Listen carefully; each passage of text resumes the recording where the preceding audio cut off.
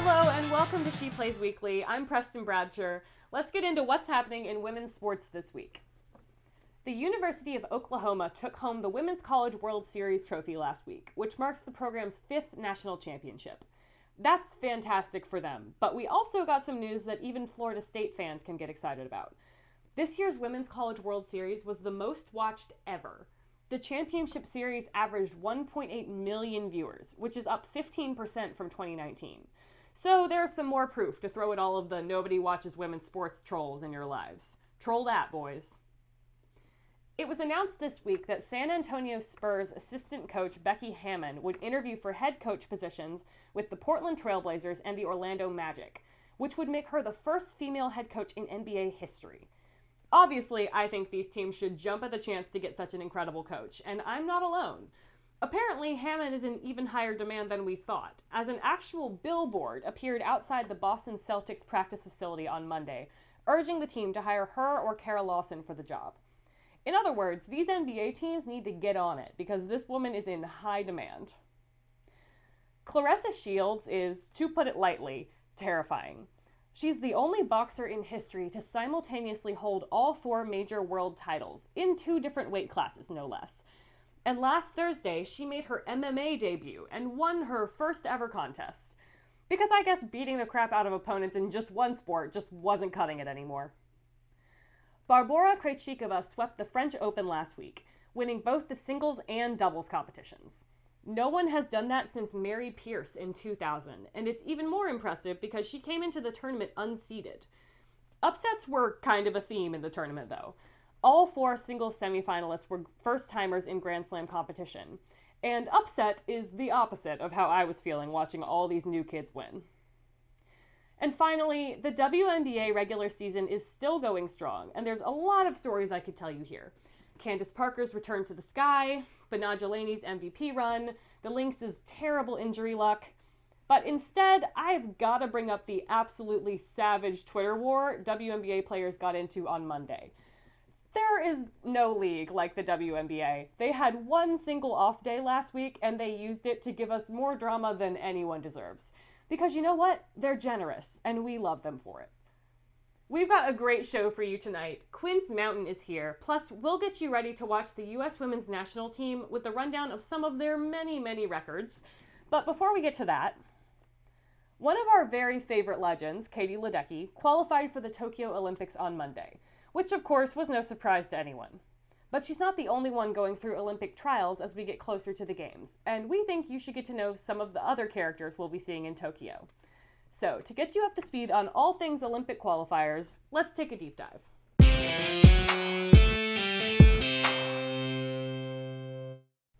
Now, first off, let me say that we still technically don't know what's happening with the Olympics. COVID is still very much a thing, and if we learned anything in the past year, it's that things can change fast. But for the moment, pretty much everyone is proceeding as if the games will go on as planned. So that's how I'm going to talk about them here. Cool? Cool. So now that we're only a little over a month out from the start of the games, Olympic trials are in full swing.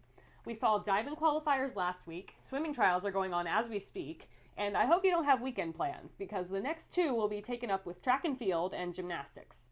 And the trials are almost as fun to watch as the games themselves. Almost. Basically, there are a million things happening at once right now, and it can be hard to keep up with all the stories of these incredible athletes. And that's a real shame, because they're great stories. Olympic season always feels a bit like trying to drink from a waterfall. Like, thank you for the quantity, but this is a little bit overwhelming.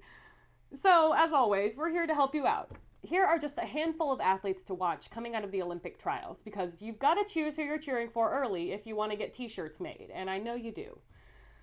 Starting off with beach volleyball, we have Kelly Clays and Sarah Sponsel.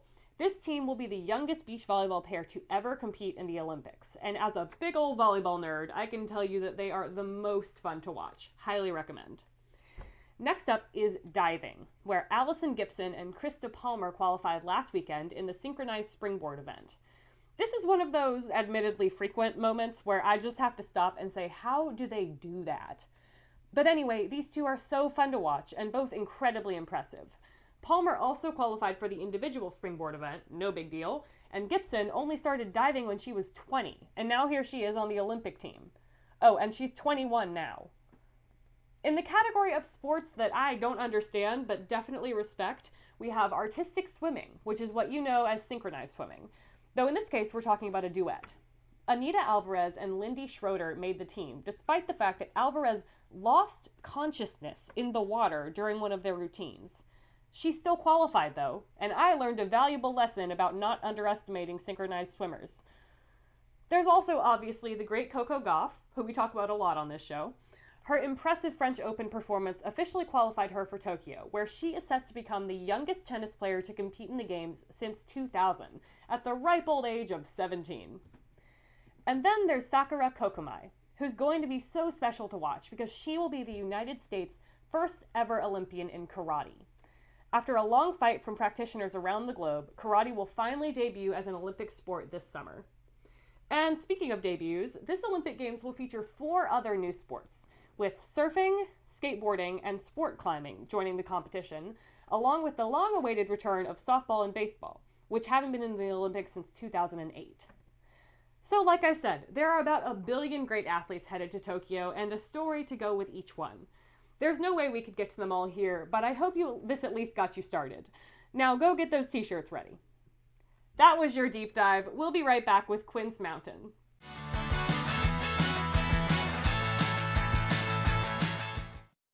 All right, our guest tonight has done so many things, I don't really know where to start, but most recently he's become a musher and competed in the Iditarod sled dog race last year. So Quince, how are you? Good. I mean, compete is a strong word. I was my first Iditarod. You were there. I was there. It is a 1,000-mile race across every type of terrain, in Alaska, from tundra to mountains to frozen seacoast. I mean, it was just a wild way to see the land at a scale that you can't imagine unless you do it. It's amazing. So it being my first year there, my goal was just to be there and learn about the race and do it. And then I'm an adventure athlete as well and have done survivalist stuff like Naked and Afraid, and on Discovery and other stuff like that, adventure racing. So we'll be announcing more stuff soon. Yeah, I mean, I've been reading about you this week in preparation for this interview, and it's like you do everything. I mean, mushing, obviously, horseback riding, I saw that. You've written for the New York Times. You were in the military. Like you said, Naked and Afraid. Like, I guess my question is, what are you doing now? Like, where are we at in that?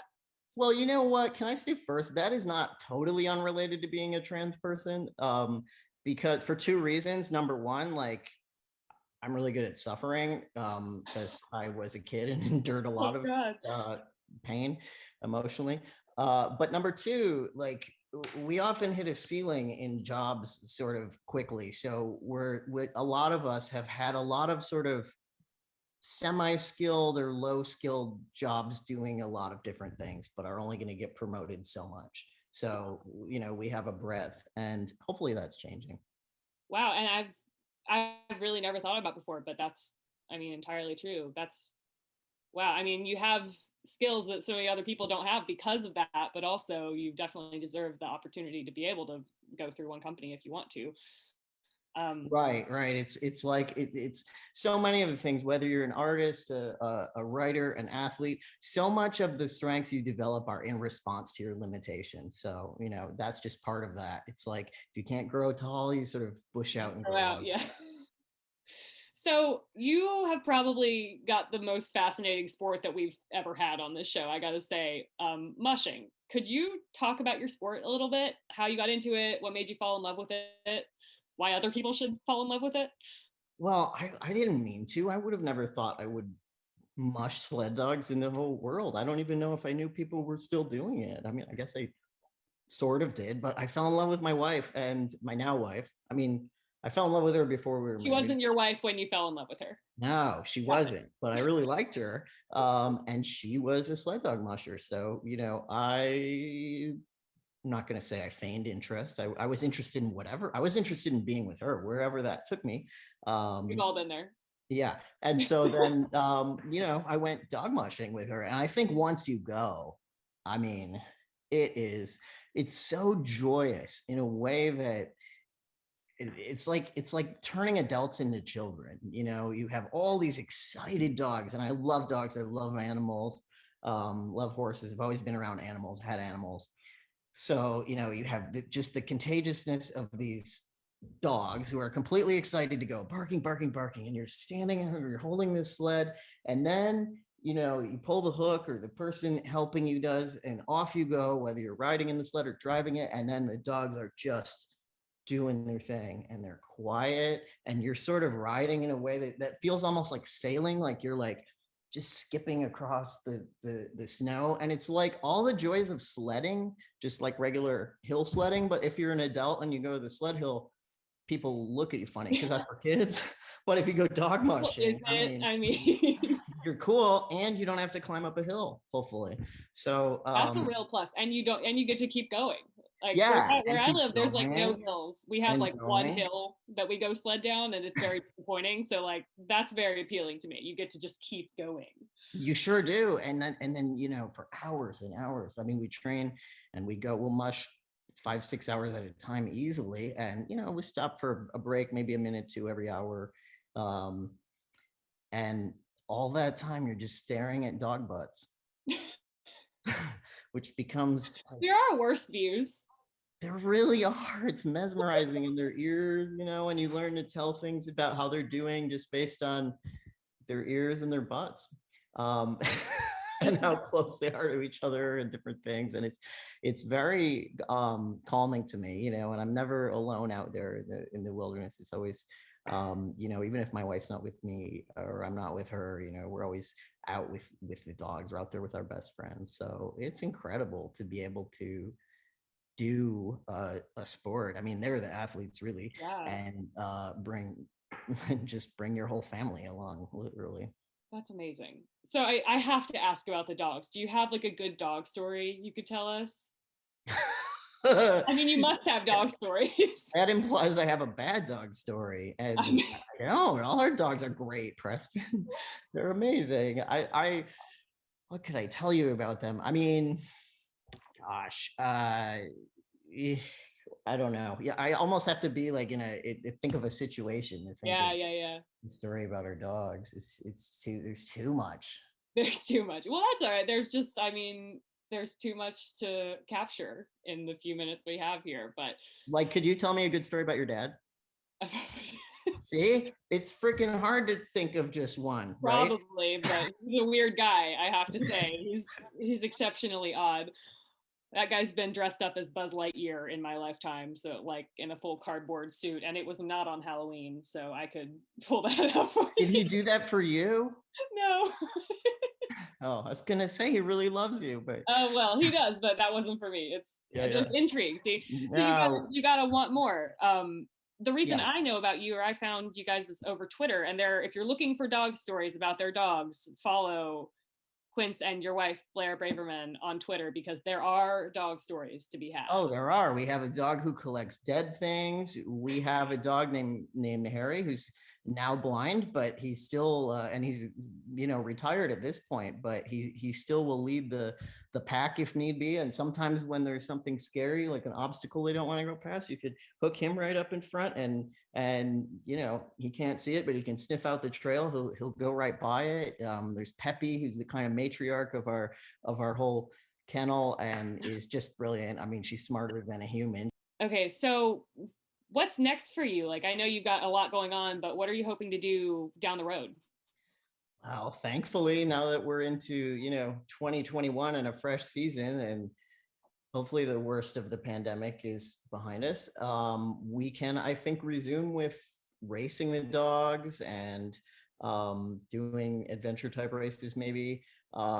So that means we can travel through, I don't know when we'll be able to travel through Canada again. So our Canada, Alaska racing will kind of depend, but at the very least, I think, we'll be able to do some wonderful races in Minnesota and Michigan and whatnot. And of course that all depends on how the team is doing and how they're feeling, but hopefully we're all up for it. Yeah, and I intend to keep up with that, because they're, like I said, so fun to watch these dogs. and people, but mostly the dogs, I have to Yeah. say. All right, well, we'll be back just a little bit later with more from Quince when we are going to finally take a swing at some of these anti-trans laws that have been showing their ugly faces absolutely everywhere lately. So stick around.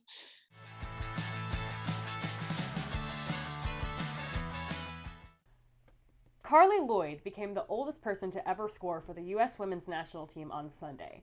She's 38, and it doesn't seem like she's going anywhere anytime soon.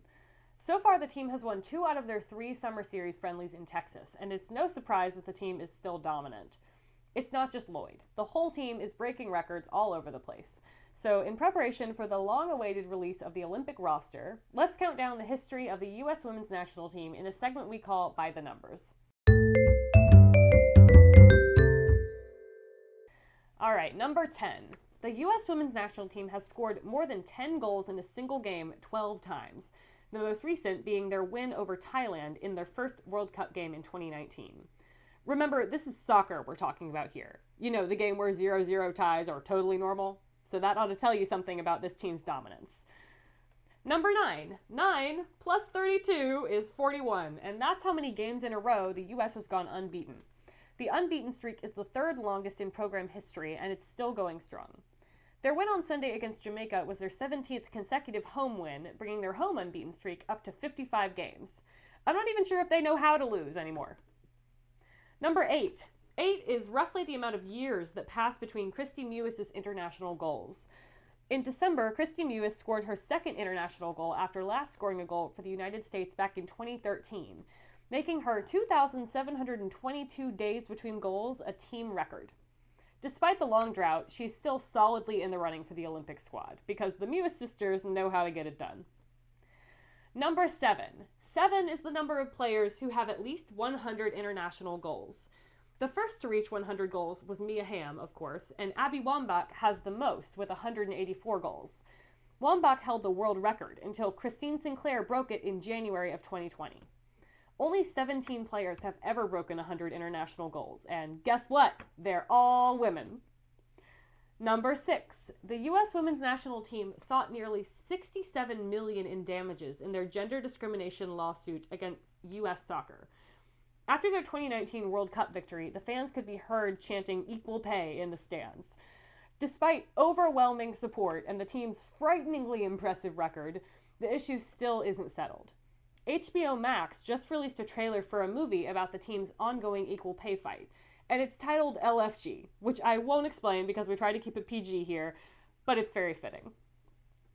Number 5. The most goals scored by one person in a single match is 5, and it has been done by 8 players on the U.S. women's national team. Brandi Chastain, Michelle Akers, Tiffany Milbrett, Abby Wambach, Amy Rodriguez, Sydney Leroux, Crystal Dunn, and Alex Morgan. GOATs, all of them. Number 4. The U.S. women's national team has won 4 World Cups, which is the record for the most FIFA Women's World Cup wins. Jill Ellis was head coach in both 2015 and 2019, making her the only coach who has won 2 World Cups. And now she's the president of a new NWSL club, because the grind never stops for these people. Number 3. There are 3 players with over 300 caps. Christian Lilly, Christy Pierce, and Carly Lloyd. 300 caps. Nuff said. Number 2. 2 players have scored their first international goals less than a minute after entering their first international game. Lynn Williams scored 49 seconds into her debut on October 19th, 2016, and just days later, Kealia Watt broke her record by scoring 48 seconds into her first international game. We love a player who knows how to make an entrance. And finally, number 1, 238 players have earned at least 1 cap for the U.S. women's national team. The team for Tokyo will only consist of 18 players, but all 238 players that have put in minutes on the team have played a part in shaping them into the best team in the world. So while we're all pumped to finally get our hands on that roster, it's also good to look back at all 238 history makers who have led this team to where it is today. That was By the Numbers. We'll be right back with more from Quince Mountain.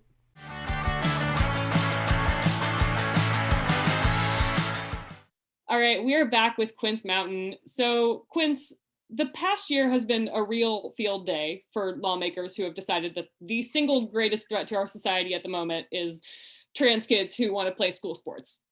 obviously. This is ridiculous for a lot of reasons, but I thought it was time we took a moment to really lay them all out. So let's get to it in a segment that we call Get It Together. We have wanted to talk about this on the show for a really long time, but I'm a cis woman and I thought it probably should not come out of my mouth, and I'd rather have someone who can speak from experience. And luckily, we got you to come on the show. So I'm so glad you're here to help us out. So since these lawmakers have made it their mission to try to solve problems that don't exist, I thought we could just run through a few of those so-called problems, and that Quince, you could help fill us in on why each one of those problems is not a problem. Sure. Yeah. And then I can tell you some more things that aren't a problem. We can talk about a lot of non-problems.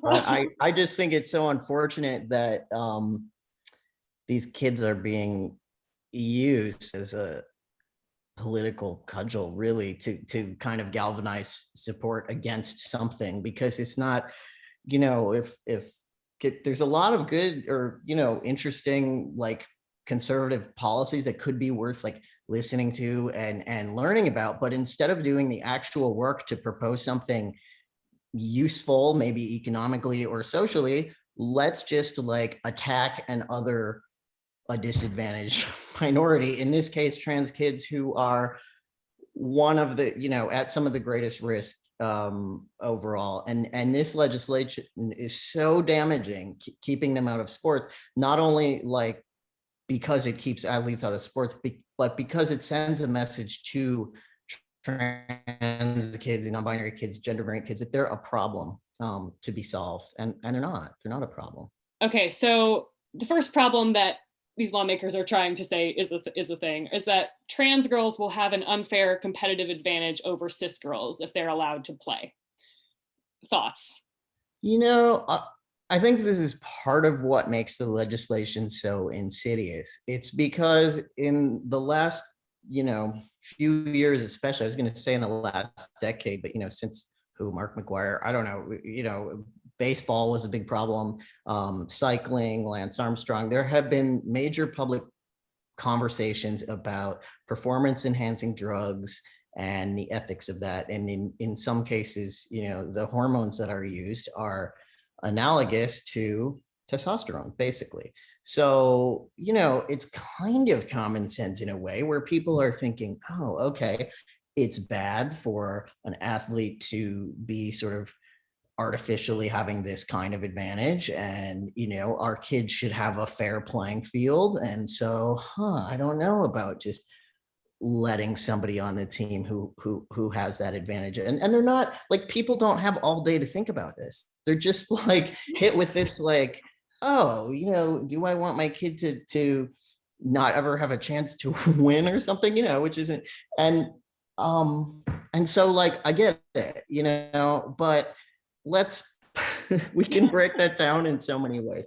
First of all, let's just pretend that trans girls had this inherent advantage because somehow sex hormones are prevalent when you're 5, 6, 7 years old, and these kids have a big advantage over cis girls, which we know not to be the case, but let's pretend that is the case.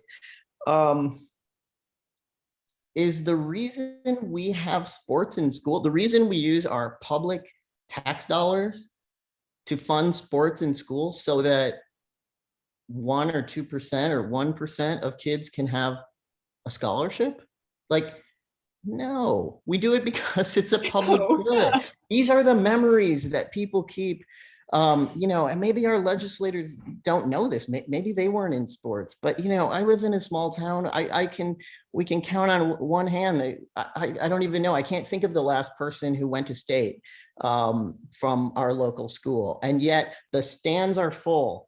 People keep playing because that's not what sports are for. Yeah, games, and the stands are full at girls' basketball games and boys' basketball games and football and all these things. And it's not because probably any of these kids are going to get a college scholarship.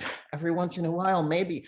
But what they have is memories, and I see them 10 years later. There's a lot of people grow up here and stay here, or they might go to college and come back, and they're still talking about the memories they had with their teammates. And that was so developmental. And that is what this is doing. It's artificially interfering in the team experience for kids, and not just for trans kids, for cis kids. Like, kids just want to play with their friends and their peers. It's weird if you have, you know, 2 girls who are friends or 5 girls who are friends and they've been playing softball together all summer and then they go to school and suddenly the state legislature down in Madison has decided that speculating based on one person's genitals, that they're no longer allowed to compete with their friends. I mean, it's all rooted in this other idea that I can also relate to, because, you know, and this is transphobic, but I had this for years too. I thought, gosh, do I not want to be a girl? Do I not want to be a woman? Like, is that misogynist? Like, I like women, I like girls. I want to be a man. No, I had to figure out it's not about who I want to be anymore. I would love to be a woman. Like, I like women. You're great. You can't complain. Any of these lawmakers down in Madison, some of the conservative lawmakers who say, well, no, these kids can just go, they can play on the boys team. So what's the problem? And I say, well, okay, what if I told you tomorrow that you could play on the women's Wisconsin State Assembly basketball team or whatever? Like, would you want to? Like, no. Like, you know, and then they use this example of this trans person who won state championships or something, and it's a trans male wrestler. So it's somebody That's who incredible. was Yeah. assigned female at birth. They were called a girl, all these things. And they actually are male identified, want to compete with the boys, would rather be competing with the boys, but are forced to compete with girls. And so, yeah, I guess they did really well in their state or won their championship, but they're like, hey, I would give it all up, because what we want more than anything isn't like winning the title. It's just being validated in who we are. Like, what does it mean if you win something, but it's not really you? Yeah. You know? Oh gosh, yeah. And I mean, there are about a million things we could say about this. It's tough to do this in a short time, but I did want to get to this one other thing. There's this idea that allowing trans girls to play women's sports will hurt women's sports. And that's just a distraction in so many ways, I think, from the things that are actually hurting women's sports, like lack of funding and lack of respect and lack of media coverage. And they're trying to scapegoat these actual children. Like, we can't forget that these are children we're talking about, and we're trying to throw all this, so much blame on them. And they're just trying to, like, do you remember what it was like playing soccer as like a 7-year-old? It, like, you're just trying to run the right direction. Like, why do we have the weight of a, you know, country on our back? That's not fair in any way if we're talking about fairness. It is putting these kids in a pressure cooker, you know. And by the way, if you have daughters who are not transgender and you want to prepare them for competition because you're delusional and think that they're going to get, you know, college scholarships and go pro, they might. They really might. You just hold on to that dream. Yeah. But if you want to prepare them to do that, if you want to prepare them for the NCAA, the Olympics, the WNBA, any of these organizations, they all recognize trans women as women. So you might as well start your daughter with trans girls on the team, because that's what she's going to have when she becomes a pro. Yeah, don't kneecap them early, like help them out. They're going to need that experience anyway. And if trans girls are such an advantage, if it's so easy for them, I mean, this is so funny because it's like, we talk about this legislation in 2 ways. Like, one is like, trans girls are going to have such an advantage on the field. They're going to dominate, but also who the fuck would want them on the team? Sorry, can I say that? Can I swear? Yeah, you're fine. Who the heck would want them on the team? Like, it's like, well, if they're that good that they dominate, they should be an asset to the team, and teams would want to recruit them then. And so, like, in what world do we say, oh, okay, I'm a fan of the Green Bay Packers, now we're going to lose Aaron Rodgers, but the team doesn't suffer? No, like, when the team loses somebody strong on the team, the whole team suffers. right? Like this is affecting the whole team and it's so artificial. I feel like any girl who wins, if this becomes a law and cis girl wins in sports, she's going to have to have an asterisk by her title that said, I won in a year when other girls weren't allowed to compete with me. Yeah. You know, none of this, I don't know. I sat there in the Wisconsin state legislature a couple of weeks ago, 2 different meetings, and we spent so long. They were reading high jump scores from the state of Connecticut. They were reading sprinting speeds and bicycling speeds and all these things. And do boys or girls, who has this advantage? And you know what? So what? Yeah. What if trans girls do win? Like none of this, like either trans girls are girls or they're not. Like this is not about invalidating their lives or making them second-class citizens. Like I don't think we as trans people, and I see a lot of us doing this, like we don't even need to have that argument about what the average time is for whatever. It's like if you're a girl, you're a girl. And if you win, great. The passing or defeating this legislation should not be contingent on making sure that cis girls beat trans, or that trans girls can be in, but only if they lose to cis girls. Yeah, you have to be no better than second place. Yeah, that makes no sense. You know, and I offered, I said, and it's not like I'm wealthy, but I was like, okay, what if I promise to fund all the scholarships for 5 years of any cis girl who loses a scholarship to a trans girl? You know, and it just is like, they're like, which is going to be like one person maximum. Right. I feel like we could crowdfund it. You know, we can be like, all right, cis person who lost to a trans girl, we feel bad for you. Here's the scholarship. But P.S., by the way, if you want to prepare for your kid for a career in sports, guess what? Like we're in a different age, right? Your kids are digital natives. You may be, you may not be, but in order to get sponsors, in order to get support, to do what it takes to go pro, especially in kind of individual sports, like it's about who you are. You need to have a story. You need to have a brand. We have a dog team and we get tremendous support for that dog team because people love our dogs and they love hearing about them and they love the sort of human interest stories. We don't have to win first place in every race. Thank God, by the way, you know, but I meet these athletes, you know, there was a mountain biker who, you know, she's blaming, she lost a race to a trans woman and she's saying, oh, well, you know, I don't have sponsorships from this and that. Well, I look at the thing, there's mountain bikers that finished behind both those people that somehow managed to get sponsorships because they're good at promoting their brand and sharing their stories. People. Yeah. 100%. Absolutely. Well, I mean, like I said before, we could go on about this all day and I would like to, but unfortunately we have a time limit. So Quince, I can't thank you enough for coming on and doing this. This has been eye-opening for me and I'm sure for people watching the show. And I'm just really thankful that you were willing to come here today. It's been great to meet you. Incredible to have you on here. Well, thank you. And I hope I'm watching this show next season. And, you know, we see some trans women athletes on the show. That'd be really cool. Love that. So you can follow Quince on social media. It's at Quince Mountain. And I highly recommend, like I said, there are dog pictures to be had and they're good ones. You can also support his work on Patreon. It's patreon.com/bravermountain. That is our show, everybody. We are going on hiatus for a while, but we hope to be back before too long. Thank you so much for watching She Plays Weekly. We'll see you soon.